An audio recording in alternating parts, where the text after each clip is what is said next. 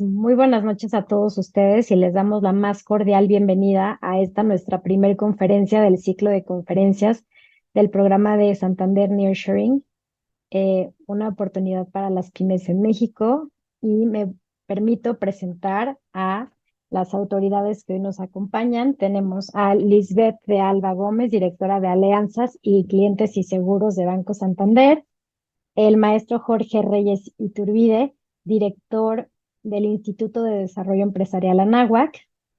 Tenemos al doctor Ramón Lecuona Valenzuela y a Alejandra de la Fuente Lozano, directora ejecutiva de Pymes y Medianas Empresas de Santander. Y pues me permito cederle el micrófono a Lisbeth de Alba Gómez, quien nos dará unas palabras. Muchísimas gracias. Muy buenas noches a todos. Soy Lisbeth de Alba y el día de hoy de verdad que sí, me encuentro muy emocionada por tener el gusto de recibirlos y darles la bienvenida a nuestra primera conferencia de esta segunda generación de Nearshoring en colaboración con la Universidad Anáhuac, a quien agradezco muchísimo la confianza y colaboración para hacer posible este exitoso programa ya por segunda ocasión. El día de hoy abrimos esta serie de conferencias con la presencia de grandes panelistas y los invitamos a disfrutar y aprovechar mucho de esta y las próximas 5 sesiones para dar continuidad a este interesante tema. Enseguida, el maestro Jorge Reyes Iturbide, director del Instituto Empresarial Anáhuac, nos dirigirá unas palabras. Muchísimas gracias. Adelante, Jorge, y que lo disfruten muchísimo. Muchísimas gracias, Lisbeth. Muchísimas gracias, Carmen, también por este arranque de esta segunda generación de este programa en conjunto con Santander y la Universidad de Anáhuac a través de nuestra aceleradora de negocios, Acelera, del Instituto de Desarrollo Empresarial Anáhuac. La verdad es que me da muchísimo gusto poder darles la bienvenida a todas las personas que se están conectando a esta conferencia de diferentes ciudades del país, incluso del extranjero. Y pues bueno, creemos que esta es una gran oportunidad en la cual pues hemos podido generar esta sinergia entre la Universidad de Anáhuac y Santander para poder apoyar a las pequeñas, a las medianas empresas, a los emprendedores que estén interesados en poder conocer más sobre el nearshoring, sobre los retos, sobre las oportunidades que esto nos trae a nuestro país y cómo, pues bueno, desde luego desde Santander, pues les podrán apoyar en este proceso, en este camino para poder aprovechar todas esas oportunidades y de igual manera a través de nuestra aceleradora, pues nos ponemos a sus órdenes en caso que podamos ayudarles. No quiero quitar muchísimo tiempo porque hoy, bueno, pues tenemos un ponente de lujo, el doctor Ramón Lecuona, que será el primero de esta serie de conferencias. Y bueno, pues aprovechenlo de verdad muchísimo. Y pues te regreso, Carla, el micrófono para poder hacer la presentación. Excelente. Bueno, me permito presentar a el doctor Ramón Lecuona. El doctor Ramón Lecuona tiene un doctorado en economía, una maestría en economía por la Universidad de Cornell en Nueva York, Estados Unidos. Es licenciado en economía por la Universidad de Anáhuac, México, y cuenta con programas sobre banca y política monetaria de la Universidad de Harvard. Sus temas de especialidad son el análisis económico y financiero nacional e internacional, temas monetarios y de banca central, particularmente de América Latina, teoría económica, estadística y demografía matemática. Economista con más de 40 años de destacada experiencia profesional, tanto en el sector público como privado. Fungió como asesor de Citibank para el área latinoamericana, así como asesor en la Secretaría de Programación y Presupuesto en la Oficina de la Presidencia de la República. Fue subdirector de Programación Financiera en el Banco Nacional de Crédito Rural y funcionario del Centro de Estudios Monetarios Latinoamericanos, de donde se retiró ocupando la subdirección general. Ha participado como miembro de diversas asociaciones profesionales, del Consejo Asesor Técnico del Centro de Estudios Económicos del Sector Privado, de la National Association of Business Economics, entre otras. Fue miembro del Consejo Editorial del periódico Reforma en Economía y Negocios. Ha sido consultor de la Comisión Económica para América Latina y el Caribe de la Organización de las Naciones Unidas en diversas organizaciones mexicanas públicas y privadas. Es profesor invitado en distintos países de América Latina y autor de diversos artículos publicados en revistas especializadas y publicaciones editadas por el Centro de Estudios Monetarios Latinoamericanos. Fue director de la Facultad de Economía y Negocios de la Universidad de Anáhuac, México, y actualmente funge como asesor y miembro del Consejo de Administración de diversas instituciones y empresas, y colabora de manera activa como consultor para proyectos especiales del Instituto de Desarrollo Empresarial Anáhuac. Bienvenido, doctor. Hola Carmen, mucho gusto, un placer estar nuevamente con ustedes en esta segunda generación del programa de Nearshoring para pymes con Santander y la Universidad de Anáhuac. De veras, un gran gusto estar con ustedes. Y si quieres, Carmen, que ponemos la presentación, Claro que sí. para irla comentando con los participantes.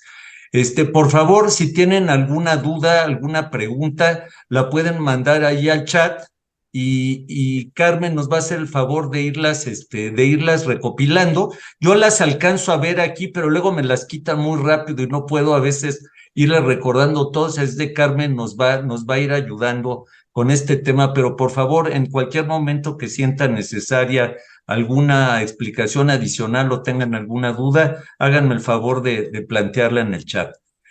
Pues bien, el tema que me han pedido desarrollar con ustedes es algunas reflexiones sobre la competitividad en México, en este contexto del nearshoring, y qué retos y qué oportunidades se presentan a México en lo particular y a las pymes, y a las pymes en especial. Me gustaría empezar un poco definiendo, que lográramos un entendimiento común de qué es esto de la competitividad, porque es un tema muy relevante, es un tema muy tratado en la literatura, muy tratado en los medios, muy tratado por los consultores, pero creo que vale la pena tener un entendimiento común. Para fines de esta presentación, vamos a entender por competitividad esta capacidad de los países, de las empresas, para ser capaces de dar en su proceso productivo, ser lo más eficientes posibles, lo cual quiere decir elevar su productividad al mayor nivel posible. ¿Esto qué quiere decir? Que los países o las empresas, o incluso las personas, como vamos a tratar de discutir aquí, pues tienen que estar siempre muy pendientes de cómo incrementar su nivel de productividad y sobre todo, no solamente de mantenerlo en constante mejora, sino de mantener siempre un ojo en lo que están haciendo los demás con los que el país, la empresa o la persona compite. Porque este tema de la productividad es muy importante irlo monitoreando y que siempre vaya en ascenso, pero la competitividad surge pues de ir un poco más rápido que los demás, por lo menos guardándole el paso a los demás. Porque si uno simplemente se vuelca su vista hacia uno mismo y está muy conforme viendo que va haciendo ganancias de productividad a lo largo del tiempo y hay una autocomplacencia por eso, puede uno estar muy contento, pero si hay otros que van más rápido que uno, pues lo que va a ocurrir es que esos incrementos en la productividad me van a ir haciendo quedándome atrás, es decir, voy a ir perdiendo competitividad, ¿no? Entonces aquí los conceptos, las ideas que yo quisiera que tuviéramos muy en mente es competitividad se refiere a la productividad, ¿sí? Pero la productividad además en términos relativos al mercado, relativos a las demás entidades con las que uno compite, ¿verdad? Entonces, eso es básicamente lo que vamos a entender aquí por competitividad. Vamos a ir de lo general a lo particular. Déjenme empezar por la competitividad a nivel agregado, a nivel del país, ¿no? ¿Esa competitividad de qué depende? Pues depende básicamente de la dotación de factores de la producción que tiene un país, es decir, capital, recursos naturales, recursos humanos, ¿no? Tecnología, capacidad empresarial. Esos recursos esa dotación de recursos naturales, es lo que dará fundamentalmente esta capacidad de competitividad a un país con respecto a otros. En el caso de México, este tema de la competitividad es muy importante porque la economía mexicana es una economía muy abierta, ¿sí? Es una economía que está inmersa absolutamente en la competencia internacional. Somos una de las 15 economías más grandes del mundo. México es una de las 3 más abiertas. Eso quiere decir que su comercio exterior es de los más importantes en relación al tamaño de la economía. Casi 90% de nuestro PIB es exportaciones más importaciones, significan 90% de nuestro PIB. Solamente están arriba de México Alemania, que es la más abierta del mundo, y Corea del Sur. Entonces, ¿eso qué quiere decir? Que estamos muy orientados a producir para vender en el resto del mundo, lo cual quiere decir que tenemos que estar siempre listos para poder producir en la calidad y en el nivel de precio que nos permita seguir penetrando los mercados internacionales, principalmente el norteamericano, que es donde está muy concentrado nuestras exportaciones, alrededor de 80-85%, dependiendo del año que tome uno en cuenta. Entonces, habiendo dicho esto, de que México es una economía muy abierta y por tanto está sujeto a una competencia importante con otros países, con el resto del mundo, y de que hablé de que hay una dotación de factores, principalmente el capital, que tiene que ver con la inversión. Quisiera irles mostrando unos datos muy recientes sobre la economía mexicana y de ahí ir bajando el análisis. Entonces, si quieres, Carmen, vamos a la primer lámina. Vamos a la primer lámina, por favor. Miren, ahí lo que les quiero mostrar son los datos de inversión extranjera directa de México de los últimos años, desde el 2006 hasta el 2023. Y lo que ustedes pueden ir viendo allí, ¿sí? Es que tenemos en los últimos años, y vemos, a pesar aún con la época del COVID, recuerdan ustedes que 2020 fue el terrible año del COVID y después vino la recuperación. Aún en el año del COVID tuvimos un muy importante flujo de inversión extranjera directa. Esta es inversión extranjera directa, esta es la inversión que viene a planta, a capacidad productiva, a equipo, ¿sí? No es inversión financiera, es inversión que incide directamente en la capacidad productiva del país. Estas son grandes empresas que vienen a México y muchas de ellas vienen a instalar plantas para vender en el resto del mundo, principalmente, como ya dije, en el mercado norteamericano, ¿sí? Y esta es una característica muy importante de nuestra economía. Estos flujos de inversión extranjera directa han sido, digamos, uno de los motores principales de actividad económica en México y sobre todo de modernización de la economía. Por eso es muy importante y se los menciono aquí. Estos flujos de inversión extranjera directa, además, tienen una oportunidad especial de incrementarse y de mejorar su calidad en el contexto del nearshoring, que nos ha pedido a la Anáhuac y Santander que analicemos.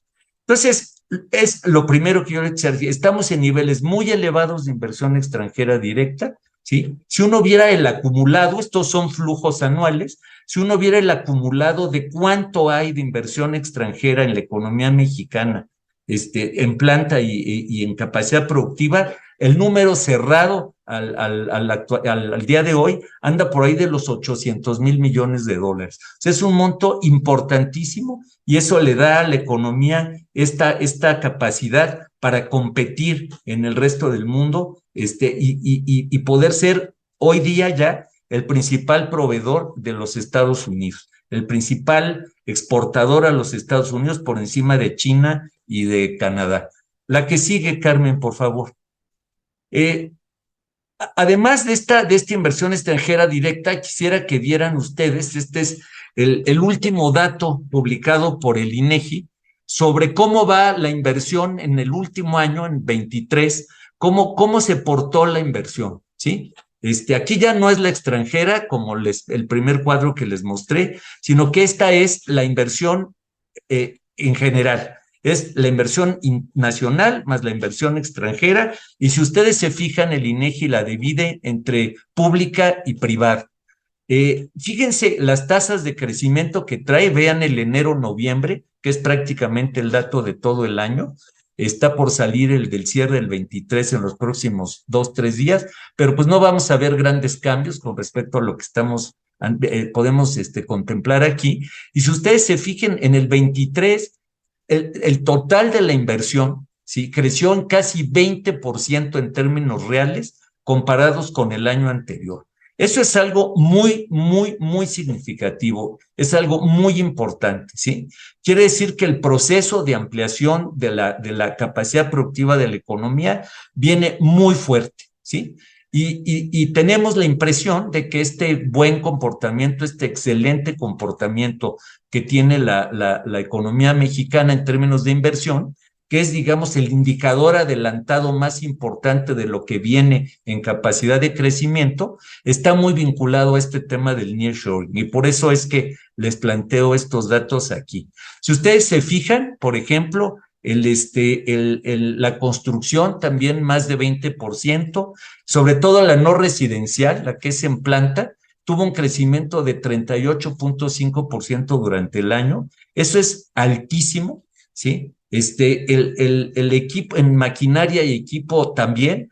En general, como ustedes podrán ver, todos los rubros de la inversión, tanto de origen local como importada, tanto pública como privada, tanto en construcción de planta como en equipo, fue muy, muy acelerada, muy acelerada. Y esto es muy buena noticia para lo que viene al futuro del país, porque la dotación básica de capacidad productiva aquí se ve ampliada. La que sigue, Carmen, por favor.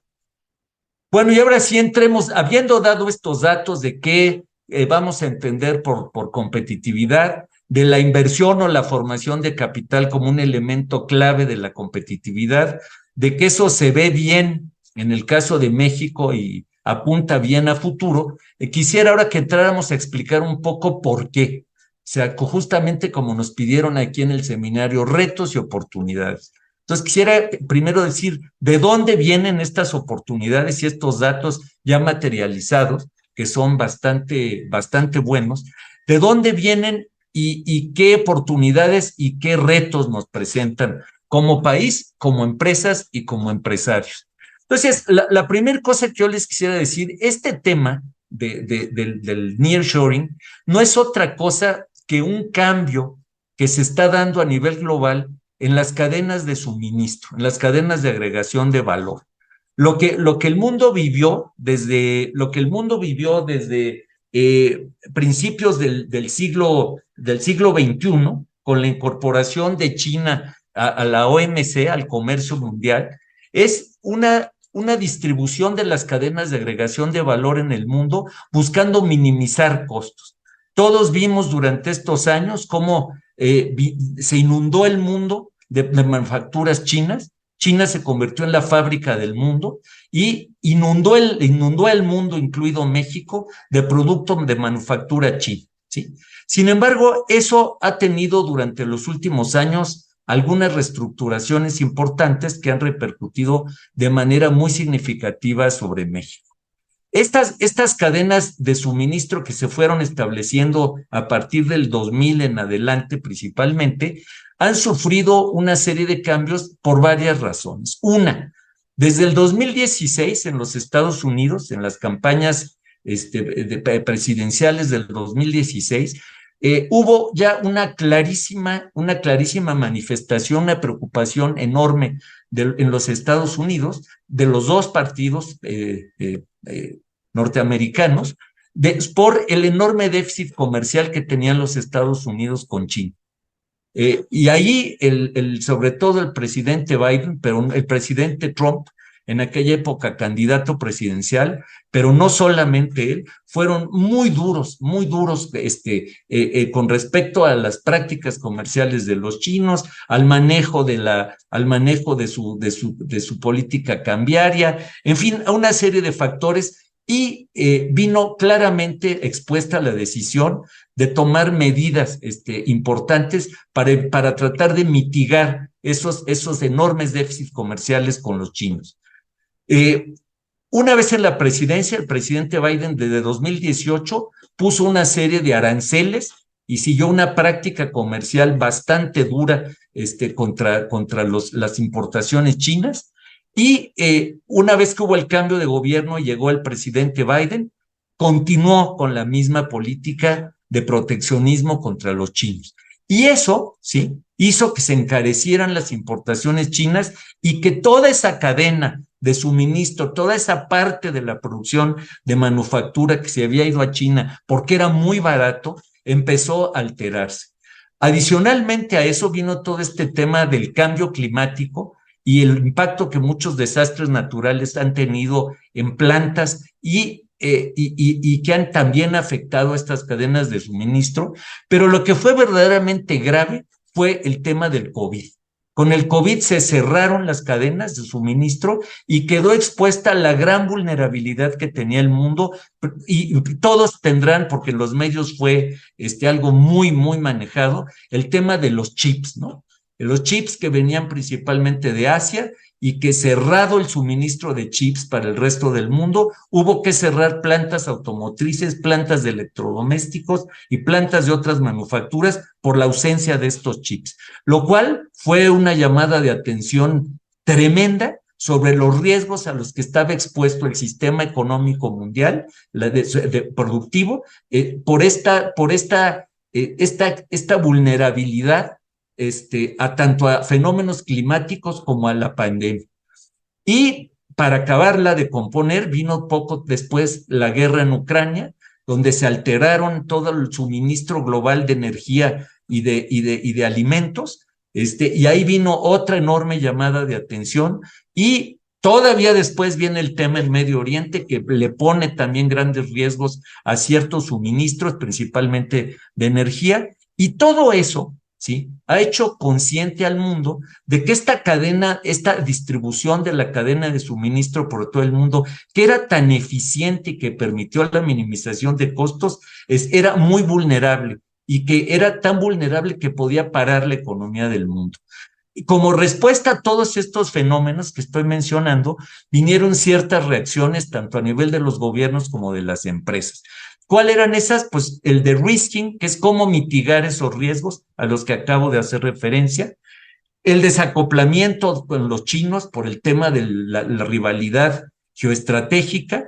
Y todo esto, ¿a qué se reduce? Pues a cómo acercar los centros de producción, cómo acercar la cadena de suministro a los centros de consumo. Básicamente, al acercar producción y consumo, pues se minimizaban todos estos riesgos de los que he estado hablando hasta ahora. La que sigue, Carmen, por favor.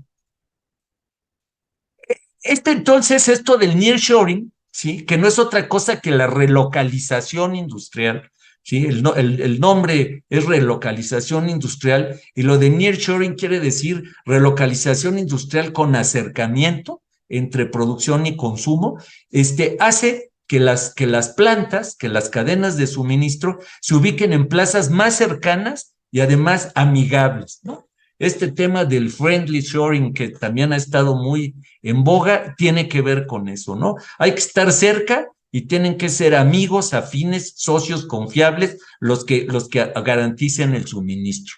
Estos movimientos obviamente afectan negativamente ecosistemas existentes, pero favorecen a los ecosistemas a donde se mudan estas empresas o estas cadenas de suministro. Y en eso, pues México ha tenido una ventaja natural, pues inmejorable.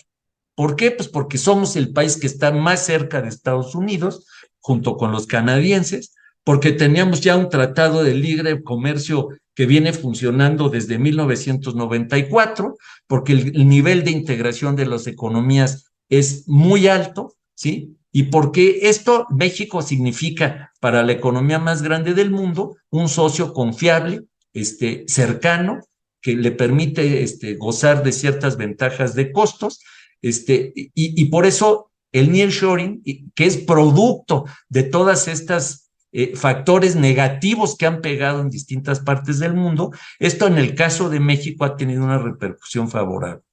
El nearshoring, entonces, pues, y aquí voy a dejar ya el concepto, el nearshoring implica mayor seguridad, ¿sí? Pero desde luego implica desmontar una cadena global de suministro que era muy eficiente.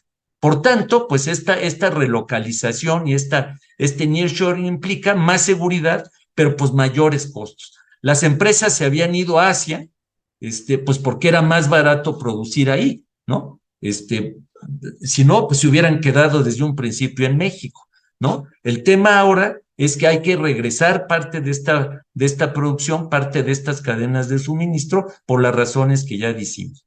Entonces, se cambia la minimización de costos por mayor seguridad, o, visto de otra manera, este aumento de costos que implica relocalización es equivalente a una prima de seguro que permite mitigar los riesgos. La que sigue, Carmen, por favor. Bueno, ahora dicho los conceptos básicos de competitividad y de nearshoring y de por qué el nearshoring, les voy a hacer referencia a varios estudios que hemos encontrado que son bastante serios, son institucionales, que nos dan una idea de cuál es, digamos, el alcance de este proceso de relocalización industrial. El primero que les quiero hacer de conocimiento es uno que realizó el Banco de México. A mi gusto, lo mejor que uno puede ver para poder entrar realmente a ver ya con datos duros qué es lo que está pasando en términos del nearshoring. Está publicado, lo publicó el Banco de México en un informe sobre las economías regionales que publica el banco cada 3 meses, trimestralmente. Este estudio sobre nearshoring o relocalización lo publicaron en su informe sobre el segundo trimestre de 2023. O sea, está publicado por ahí de agosto, ¿sí? Y es producto de un estudio con encuestas, fueron a las empresas, hicieron estimación econométrica, está realmente muy bien hecho. Les voy a dar aquí simplemente la referencia y las conclusiones principales de ese estudio.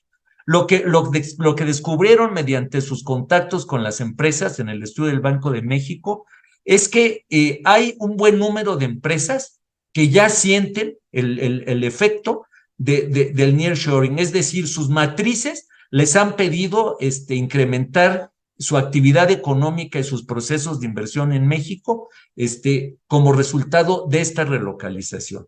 Ahora, una cosa muy importante que resulta de este estudio es muy diferente el efecto entre regiones y sectores. No es algo que vaya parejo por todo el país, sino que es algo que tiene una gran diferencia por regiones y por sectores.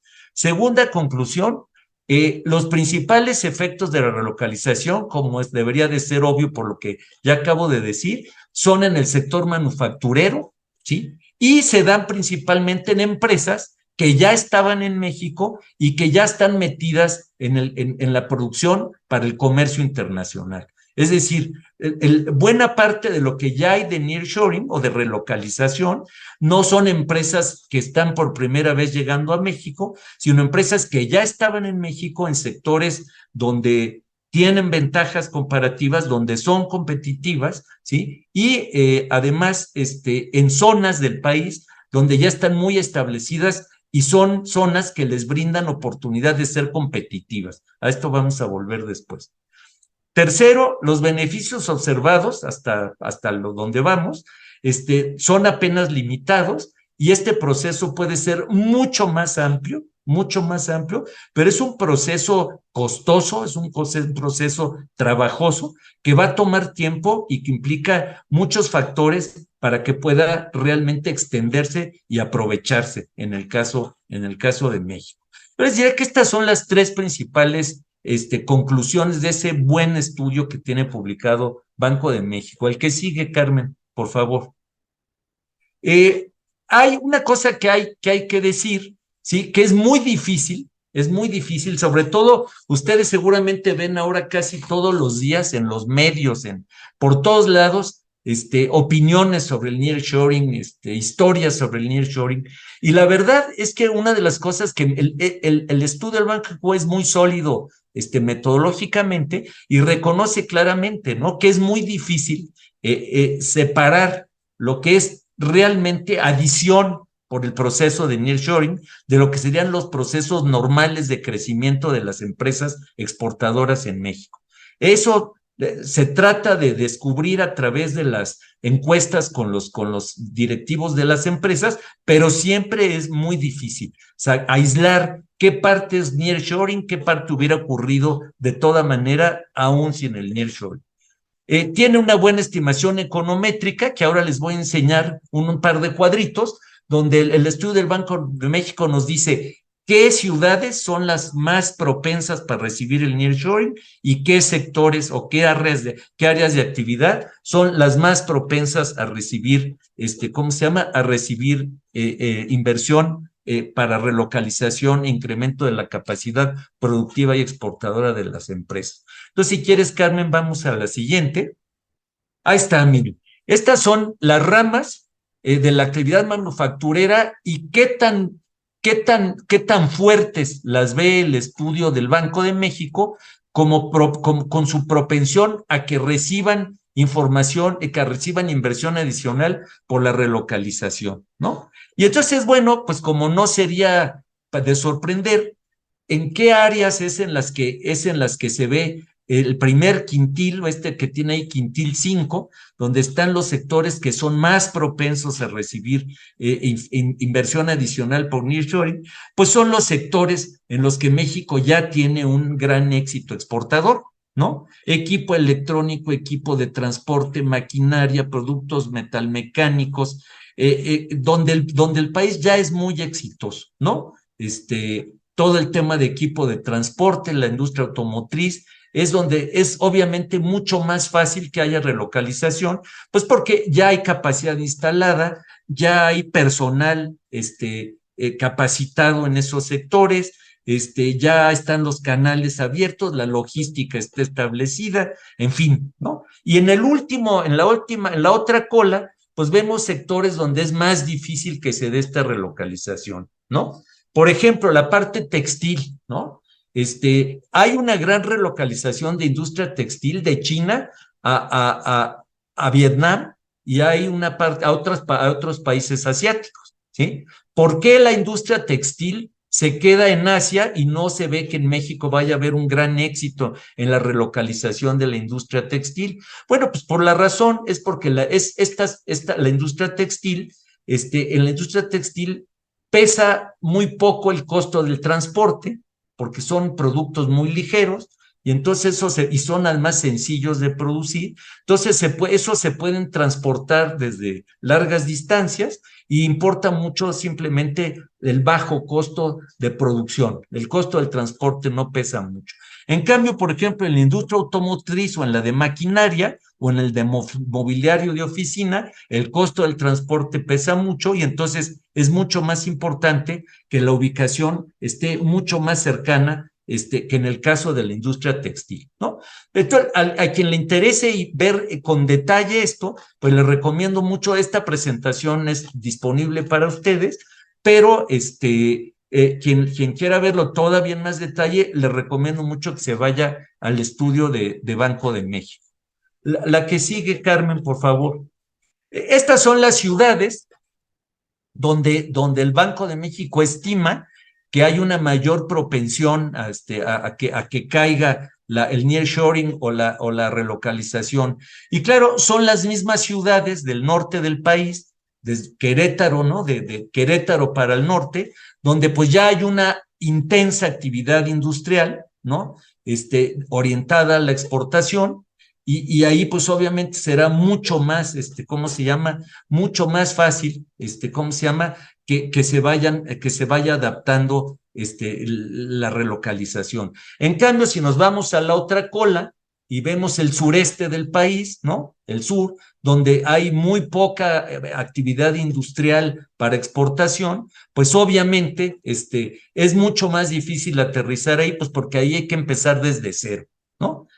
Ahora, esto tiene sus asegúnes, porque si bien es cierto que la zona norte del país es la más capacitada para absorber esta inversión adicional, también es cierto que si ya se observa hay un gran congestionamiento en términos de parques industriales, en términos de disponibilidades de mano de obra. El crecimiento adicional cuesta trabajo porque ya se siente mucha presión sobre los recursos productivos de estas zonas del país.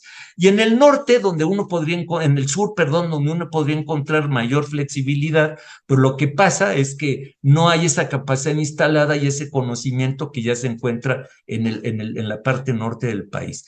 Fíjense que en esto, y volviendo a una de las conclusiones del estudio del Banco de México, que esto va a ser un proceso largo, de largo aliento, quizás fíjense, el gran factor que yo veo como algo disruptivo, que puede cambiar lo que ha sido la tendencia de México desde que abrió su economía, como dije ahí a fines de los 80s, principios de los 90s, es todo este proyecto del transísmico, ¿no? Aunque claro que es un proyecto que va a tener que madurarse, pero probablemente esa pueda ser una medida estructural de que sí ayude a cierta relocalización de la producción industrial para exportación en México. Si no, pues obviamente esto sigue jalando, donde ya hay capacidad instalada, sigue jalando los mayores montos de inversión y de relocalización con los problemas que ya mencioné.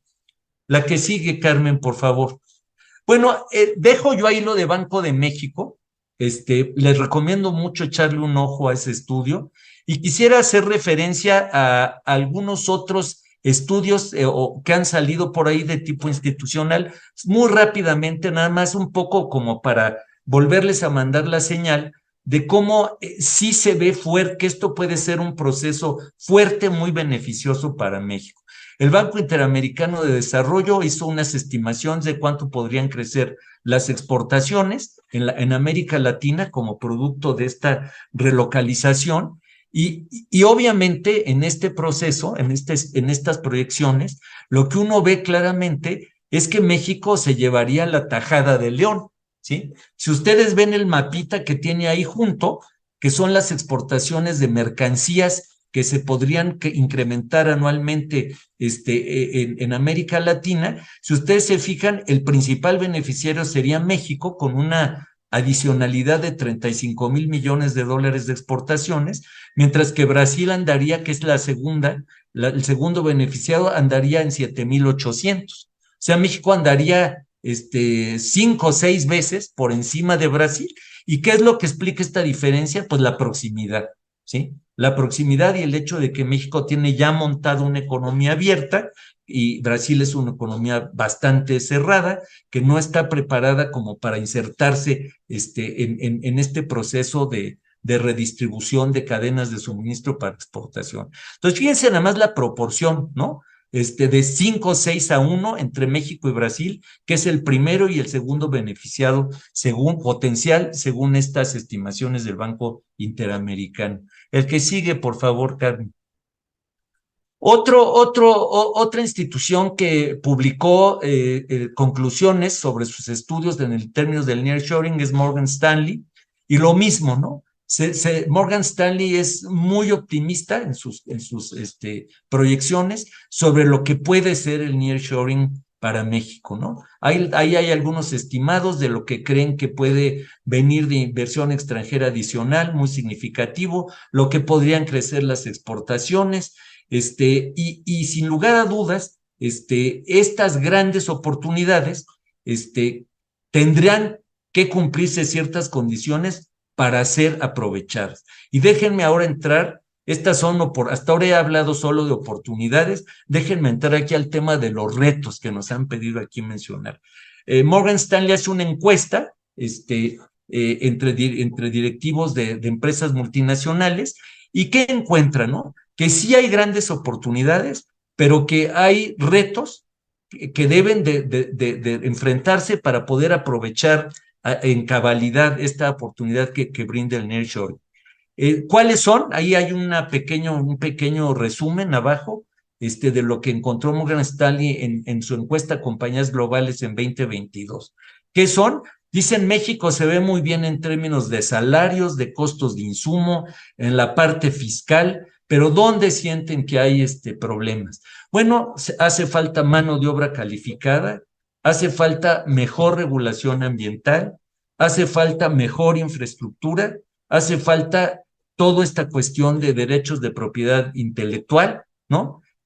Temas de Estado de Derecho, y ahí hay retos que van a tener que ser resueltos para poder aprovechar estas oportunidades que se ven, ¿no? Esto que dice la encuesta de Morgan Stanley es más o menos lo que uno encuentra en básicamente todas las encuestas y los estudios serios que se han hecho sobre el tema. El que sigue, Carmen, por favor.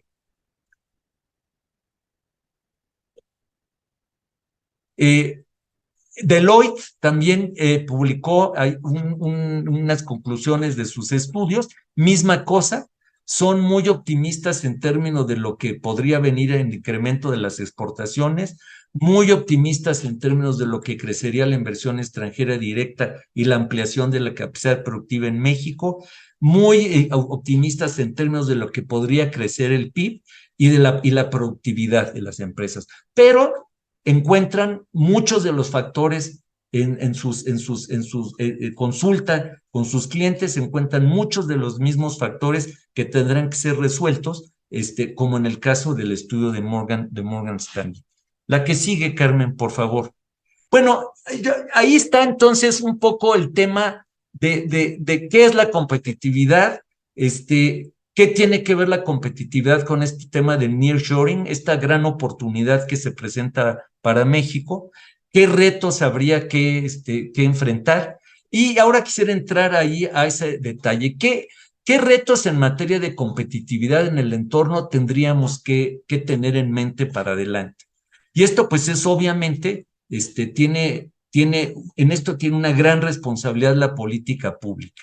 Como ya dijimos, está el tema de Estado de Derecho, propiedad intelectual, el tema de capital humano. Este tema es central. Si uno platica con gente en sectores muy diferentes de la economía, tanto de servicios como industriales, uno de los problemas centrales que están encontrando es captar y retener a sus trabajadores, ¿sí? En distintos niveles, desde la parte más baja de la pirámide hasta arriba. Es muy importante, y ahí, como vamos a platicar después, hay un tema, digamos, agregado macro de la calidad de la educación, donde el Estado tiene una gran responsabilidad, pero también esto se debe desgranar y se debe llevar a nivel de las organizaciones, de las empresas. Lo vamos a comentar un poco después. Está todo el tema de infraestructura. Hay que ampliar la capacidad de infraestructura del país en carreteras, en ferrocarriles, en puertos, ¿sí? Hay un gran congestionamiento de la infraestructura, y obviamente mayor actividad económica, mayores exportaciones, pues implican la necesidad de contar con una infraestructura mucho más amplia y de buena calidad. El tema de logística, y hay un área de oportunidad que se ve enorme. El Banco Mundial hace periódicamente unos índices de calidad logística para muchos países del mundo, y fíjense ustedes que es muy contrastante ver cómo ese índice de la calidad logística, si uno compara México con Estados Unidos y Canadá, pues se encuentra que México tiene su capacidad logística a nivel latinoamericano, pero está inserto en Norteamérica. Estados Unidos y Canadá tienen una capacidad logística mucho mayor que la nuestra, y el problema es que nosotros estamos enchufados allá arriba, ¿no? Entonces, ahí hay un área de oportunidad enorme. También es un área compartida entre la política pública y las empresas. Está todo el tema de la seguridad, ¿no? Sin lugar a dudas, que es un tema apremiante, para que la economía pueda funcionar de una manera fluida. Está el tema de la energía, ¿no? Y sobre todo el tema de la energía limpia. Ahí hay grandes retos para resolver en el futuro. Está el tema del agua, ¿no? Que ahora desgraciadamente se ha vuelto un tema de todos los días. Y donde pues obviamente si vamos a poner plantas, pues tiene que haber agua, porque si no, pues cómo no hay manera de de volver consistente una cosa con otra, ¿no? Entonces ahí tenemos un reto enorme y está todo este tema que ya habíamos comentado en las encuestas de Morgan Stanley sobre el tema de la regulación ambiental, ¿no? Porque vender en el mercado internacional requiere de que se cumplan ciertas normas de tipo ambiental para que los productos puedan circular por todo el mundo, ¿no? Bueno, yo les diría que estos son los problemas de competitividad que hay a nivel agregado, donde la política pública tiene una gran responsabilidad, ¿no? Y ahora es un momento en el que, bueno, vamos a estar escuchando propuestas para los próximos 6 años y esperemos que mucho de lo que se discuta en estos próximos meses tenga que ver con esto, ¿no? Cómo enfrentar estos retos de competitividad a nivel agregado que tiene el país. Porque fíjense ustedes que cada falla en alguno de estos rubros, ¿sí? Lo que significa, después de todo, es mayores costos para las empresas, ¿sí? Si el transporte es defectuoso, eso implica que toma más tiempo mover la mercancía y esos son costos. Si hay problemas de seguridad, quiere decir que hay costos de seguros más altos, de cuerpos de seguridad que cuestan mucho dinero y mermas por pérdidas, que son costos. Si la logística es defectuosa, eso quiere decir que vamos a tardar más tiempo en producir y mover la mercancía y esos son costos. Y en general, cada falla en estos rubros, si la fuerza de trabajo, si el capital humano no es suficientemente calificado, querrá decir que su productividad no va a ser óptima y eso ¿qué quiere decir? Costos. Y más costos quiere decir, pues, no somos competitivos, ¿sí? Ese es justamente el tema de por qué estos retos de competitividad son críticos. La que sigue, Carmen.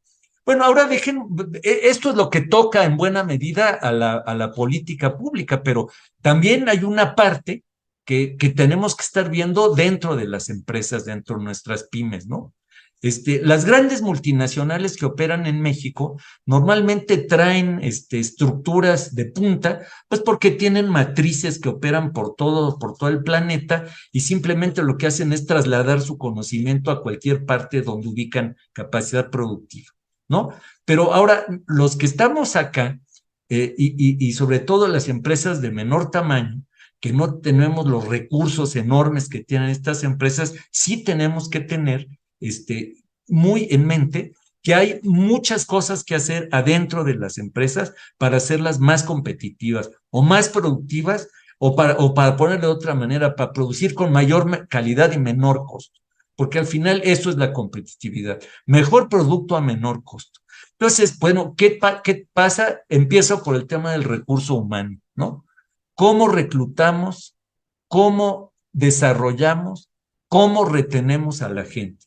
La rotación entre las empresas significa costos, volver a enseñar para que luego se vayan y llegue noche haya que volver a enseñar. Entonces, ahí tenemos un reto enorme de cómo identificar, cómo reclutar, cómo desarrollar y cómo retener, sobre todo personal clave, ¿sí?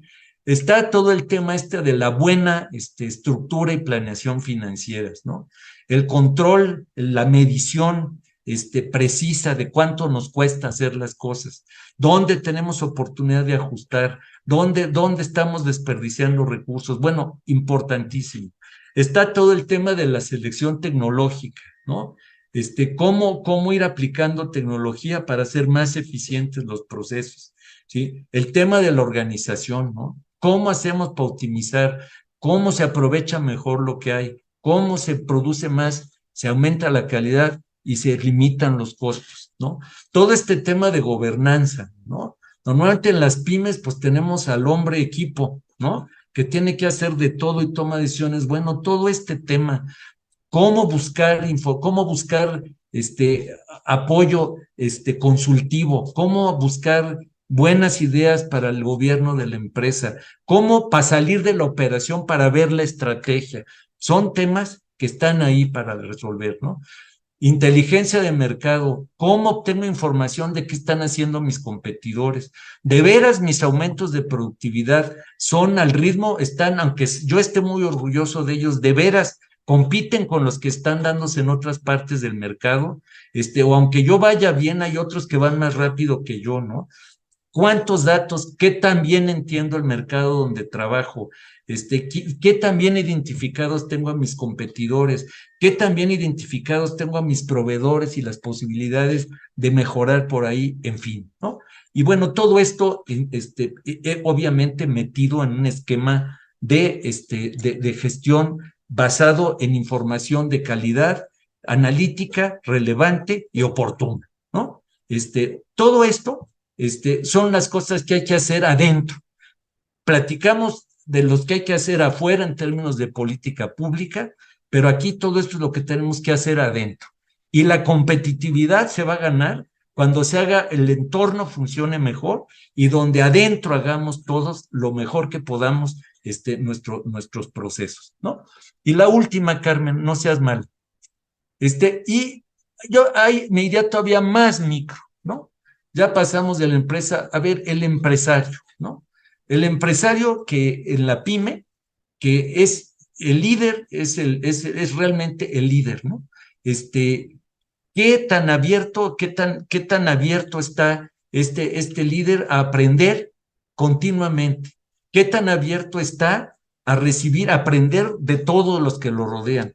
¿Qué tan decidido está a escuchar y a compartir la toma de decisiones? ¿Sí? ¿Qué tanto es capaz de pensar estratégicamente y no solo operativamente? Porque la verdad es que la operación nos come, nos come, nos come. Acabamos el día hechos pedazos de haber estado trabaje y resuelve problemas, pero eso se repite un día y otro y otro y otro. ¿Qué tiempo nos damos para pensar estratégicamente y para ver a la larga el desarrollo de la empresa, ¿no? Está todo este tema del entendimiento del ecosistema.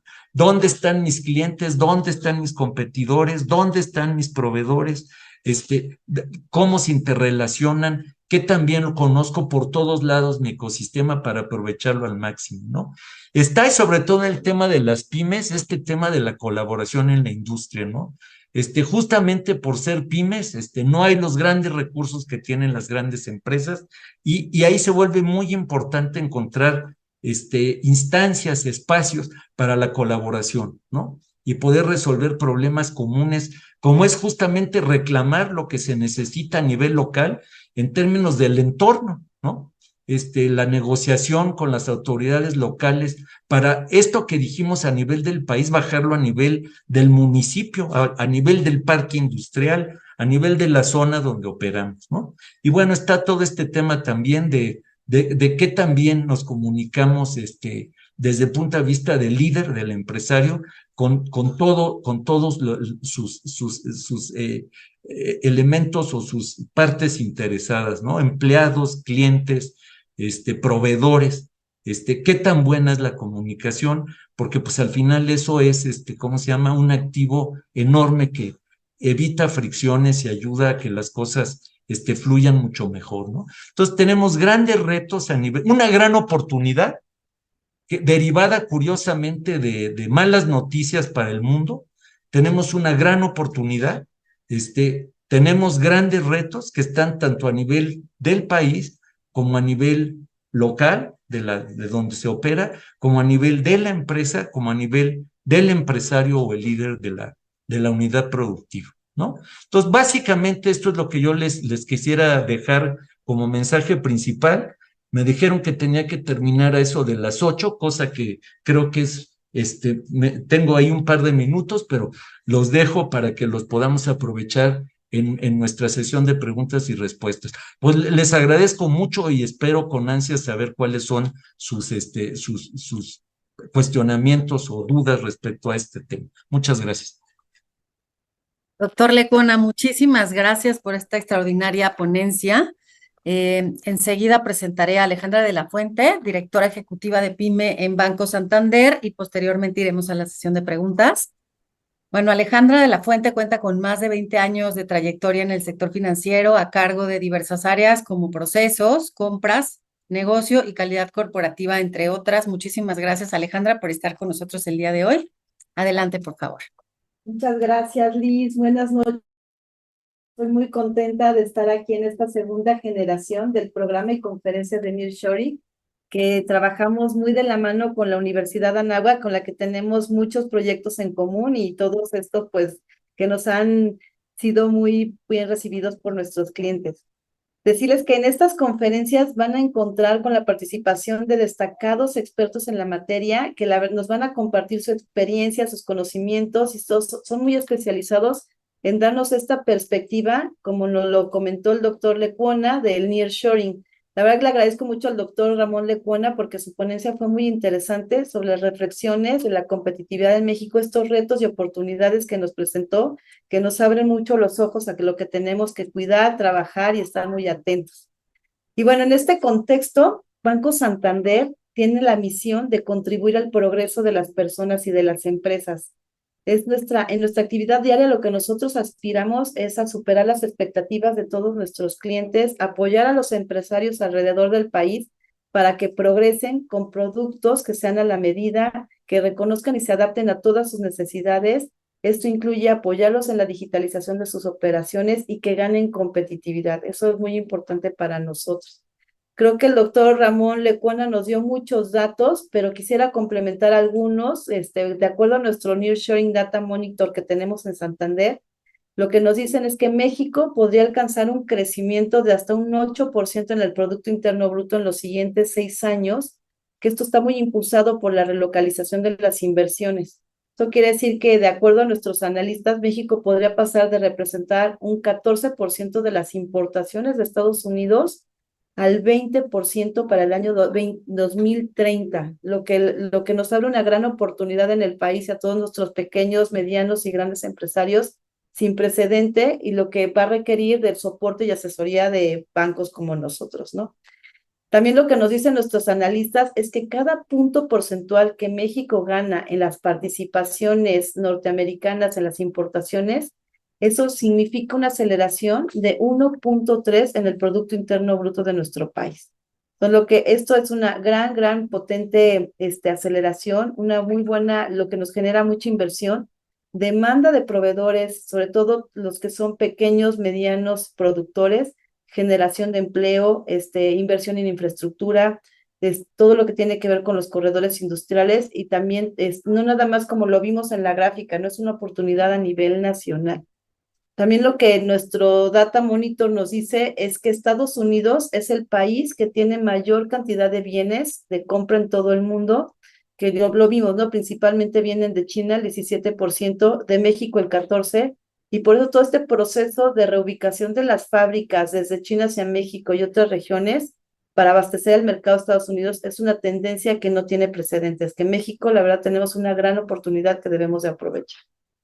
No, también, pues les tengo que decir que como nuestro interés es que ustedes puedan tener este crecimiento y competitividad, ya desde hace varios años contamos con un área a la que le llamamos International Desk, que es un área especializada dentro del banco que acompaña a las empresas que buscan llegar al país y que cuenta con una diversidad de soluciones financieras líderes en el mercado, de que les dan un gran valor añadido para el caso de financiamiento, capital de trabajo y sobre todo la asesoría en sus importaciones y exportaciones.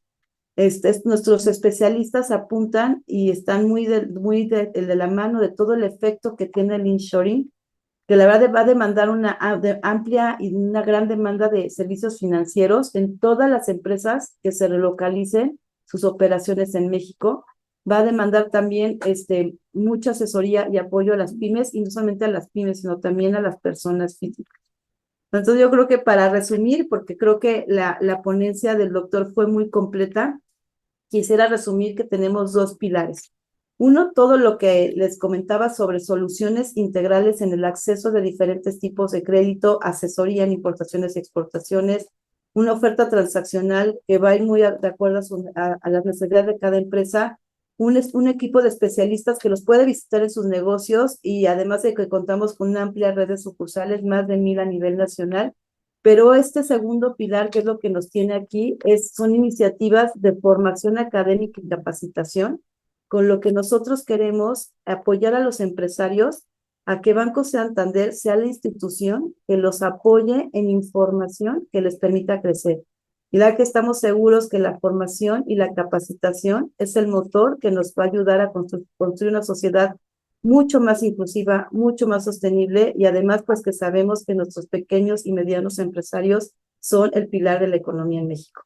Entonces, decirles que los invitamos a que sigan participando en nuestras siguientes conferencias, donde vamos a tener temas como el que tuvimos hoy y otros muy interesantes para su desarrollo. Y creo que ya nada más para cerrar, les decía, esta es una segunda generación. Tuvimos una primera generación donde no nada más se llevaron una experiencia en formación, en datos, en conocimiento del mercado y de las oportunidades, sino que pudieron conocer a un grupo de personas, otros empresarios, se hicieron relaciones, pues que hasta yo podría decir de amistad, que tuve la suerte de estar en el cierre de estos programas, y que compartían los negocios que tenían entre ellos, incluso hicieron sociedades de yo produzco esto, tú produces esto, y juntos hicieron acuerdos para crecer entre ellos. Entonces, invitarlos a que sigan participando. Muchísimas gracias por su atención, muchas gracias por su participación, y pues ahora pasamos a la sección de preguntas. Muchísimas gracias, Alejandra, por este complemento tan enriquecedor a lo que el doctor Lecuona nos había presentado. Y enseguida vamos a pasar a la sesión de preguntas. La primera, doctor, nos preguntan si México tiene la suficiente mano de obra calificada para atender al nearshoring o se requiere traer gente de otros países. ¿Sí? ¿Me escuchan? Adelante, doctor. Sí, gracias. A ver, sí, aunque, Doctor, si quiere puede prender la cámara. a ver, vamos a ver.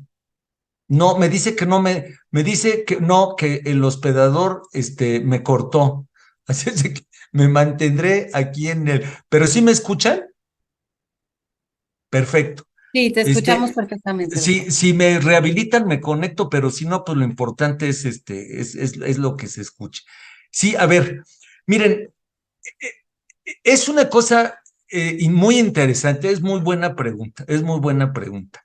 Es muy buena pregunta. Fíjense, el país está hoy día si uno ve acaba de publicar el INEGI, el dato de desocupación abierta, ¿sí? En México anda en 2.6, el más bajo desde que se calcula este indicador. Pero fíjense, eso podría querer decir que no tenemos mano de obra, pero es muy engañoso ese dato, porque detrás de ese dato hay un componente enorme de trabajadores informales, ¿sí? Por eso la tasa de desocupación en México es la más baja de la OECD, porque aquí el componente de informalidad es altísimo. Creo que el gran reto que tenemos en México es cómo mover a la gente de actividades menos productivas a las actividades más productivas. ¿Me explico? Porque tenemos mucha gente, estas áreas informales son de baja productividad, y uno de los grandes retos es eso, cómo movilizar a la gente de las partes menos productivas de la economía a las más productivas. Ahora, eso tiene un componente complicado, porque ahí hay un tema de cómo está organizada la participación en la fuerza de trabajo, hay un tema de capacitación, hay un tema enorme. Yo decía ahí que para las empresas un reto enorme es de cómo identificar, cómo reclutar, luego cómo desarrollar y cómo retener a la gente, ¿sí? Este es todo un proceso, y mucho de esto cuando digo desarrollar, el tema es ese. Tenemos un gran tema de cómo capacitar y cómo adecuar a la gente y cómo disciplinar a nuestra fuerza de trabajo para participar en estos procesos. Entonces yo creo que hay una oportunidad muy grande ahí, pero también hay retos muy grandes de cómo entrarle para lograr esta movilización, ¿no? Porque sí, no tenemos mucha gente. Fíjense, y la otra cosa curiosa, ¿no? La cantidad de gente que tenemos trabajando del otro lado de la frontera, ¿sí? Entonces, entre lo que tenemos del otro lado de la frontera más la que tenemos en la informalidad, uno pensaría que con las políticas adecuadas y los esfuerzos en las empresas adecuados, podríamos ir encontrando esta mano de obra. Ahora, la disparidad por regiones es enorme, ¿eh? Es enorme. O sea, uno platica seguramente en el banco, que les toca ver gente que anda por todo el país. Uno de los grandes temas, como ya dije, es sobre todo en el norte, es encontrar gente, ¿no? Encontrar espacios físicos, encontrar gente. Hay cuellos de botella importantes, y creo que ahí viene un reto enorme, enorme, para poder hacer esta movilización e ir desplazando a la gente de estas ocupaciones de baja productividad a las de mayor productividad. No va a ser fácil, pero yo creo que si hay una buena política, buenas políticas de capacitación y de redireccionamiento, pues obviamente ahí podremos hacer cosas importantes. Fíjense lo que yo dije del transísmico, ¿no? Que es una de las pocas medidas de política pública que uno ve que realmente puedan alterar la distribución de la actividad industrial exportadora del país del norte hacia el sur. Bueno, ahí hay un tema enorme un reto enorme de formación, por ejemplo, de ingenieros, ¿no? Hace unos años hicimos para la universidad un estudio que no hace tanto, y seguramente les aseguro que sigue lo mismo. Si ustedes ven la proporción de chavos universitarios que estudian ingeniería, es muchísimo más alta en el norte que en el sureste, ¿sí? Entonces, bueno, el poder hacer esta instalación de plantas va a requerir que las universidades del sureste se metan más a trabajar en estos temas de formar personal técnico de muy buen nivel, ¿no? Entonces, yo creo que sí va a haber un reto. Yo creo que una de las grandes cosas que vamos a tener que hacer es trabajar en este desarrollo de mano de obra, ¿sí? A todos los niveles. Muchísimas gracias, doctor. Pasamos a la siguiente pregunta, en donde en principio le agradecen la visión tan interesante de todo lo que ha comentado. Y la pregunta es, ¿cuáles ve que son los retos de las pymes en cuanto a sumarse a los criterios de ESG, que a su vez las grandes corporaciones solicitan por regulación a su cadena de suministro?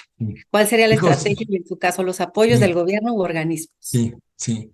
Sí, también qué buena pregunta, porque, híjole, es que fíjense que, pues justamente justamente hace unos años, ya un buen número de años, trabajamos un proyecto de cadena de suministro, con Santander, con el Banco Interamericano y con Santander, y fuimos a trabajar con 100 pymes proveedoras de distintas ramas industriales. Y es que la verdad es que la vida en las pymes, pues es durísima. ¿Qué les voy a decir yo a ustedes, no? Porque sobre todo los directivos de las pymes son el hombre equipo, la mujer equipo, como ya dije. Y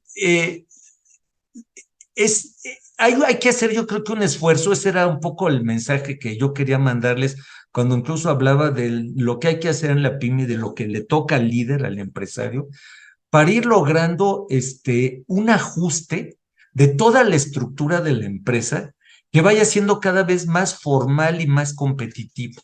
Cuando entramos con esas 100 empresas proveedoras de distintas ramas, lo primero que nos encontramos es que había problemas muy importantes de información, de estructura contable, de estructura organizacional, de entendimiento de mercado. Entonces, si a todo esto uno le agrega, porque el enfoque con el que hicimos el estudio era justo el de qué tan metidas estaban en este concepto de responsabilidad social, que se llamaba en aquella época, para poder vincularse a las multinacionales. Y la verdad es que ahí, por ejemplo, hace muchísima falta esta comunicación con tu institución financiera, con las universidades, porque esto tiene que ver en un proceso, yo diría, holístico de organización de la empresa, de la gobernanza, de cómo se toman las decisiones, de por dónde empezar, y normalmente implica un esfuerzo durísimo.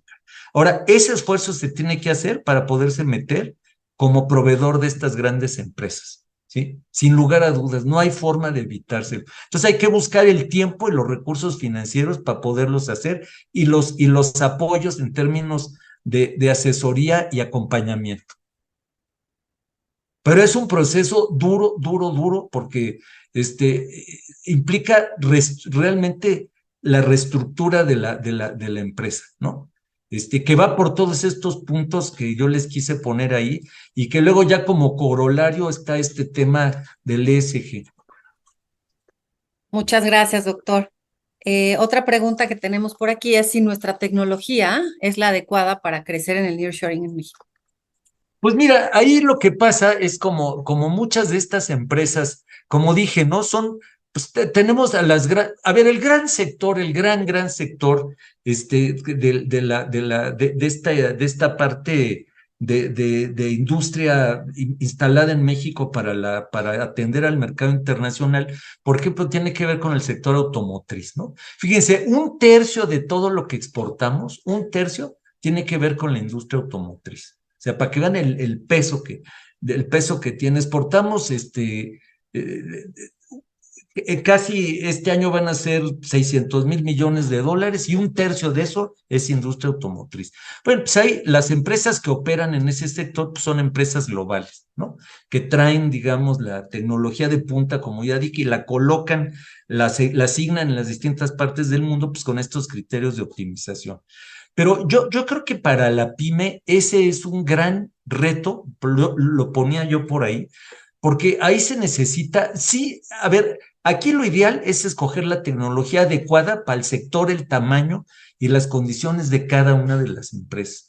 Y eso implica mucha asesoría, buena asesoría especializada. La selección tecnológica yo creo que es algo que sí es muy importante, es accesible, se puede conseguir, pero lo mismo, tiene que ser de una manera muy deliberada, muy bien planeada y muy bien asesorada, ¿sí? Es que este tema de cambiar la visión de lo que es una empresa orientada al mercado interno sin todas estas disciplinas, a moverse, a entrar a como una cadena de suministro global, sí implica, híjole, es como pasar de ser un flojo que se la pasa en el sofá, aunque no nos la pasamos en el sofá, a entrenarse para ir a competir a las Olimpiadas, ¿no? Hay que hacer un esfuerzo de ponerse en forma que es durísimo, durísimo. ¿Sí? Y por eso hay esto que decía Alejandra hace un rato, de toda la asesoría que puede brindar el banco o algunas otras instituciones, pues es importantísimo aprovechar. Muchísimas gracias, doctor. Y ya casi para finalizar, aquí hay otra pregunta donde nos dicen que si puede compartirnos sus perspectivas de cómo permearán de los efectos de de la relocalización en el sector agropecuario y cómo aprovecharlos. Sí, a ver, fíjate, sí, a ver, fíjate que todo este tema es otra buena pregunta y prometo buscarles más datos para las siguientes pláticas que va a haber, aunque no sé si algunos ya no van a estar en las siguientes pláticas, pero voy a preocupar.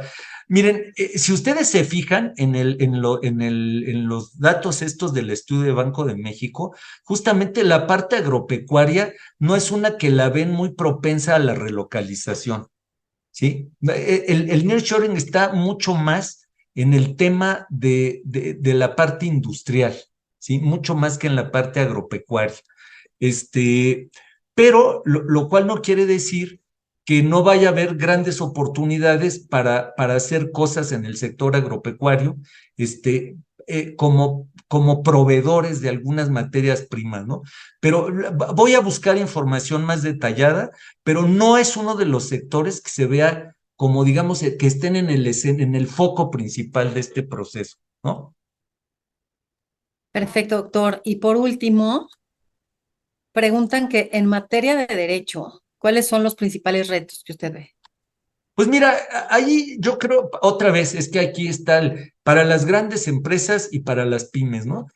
Una de las preocupaciones que uno ve en general en los estudios que hay, en las encuestas, que hay un buen número de encuestas hechas sobre esto, está todo el tema de propiedad intelectual, ¿sí? Entonces, principalmente creo que ahí está una de las grandes preocupaciones. Y la otra, que está en este otro tema, de la seguridad, ¿no? Que no es un tema estrictamente legal, pero que tiene que ver con el tema de Estado de Derecho. ¿Qué tan pronto se pueden resolver estos? Son los dos temas que uno ve principalmente ahí. Propiedad intelectual y seguridad. Perfecto, doctor. Pues muchísimas gracias.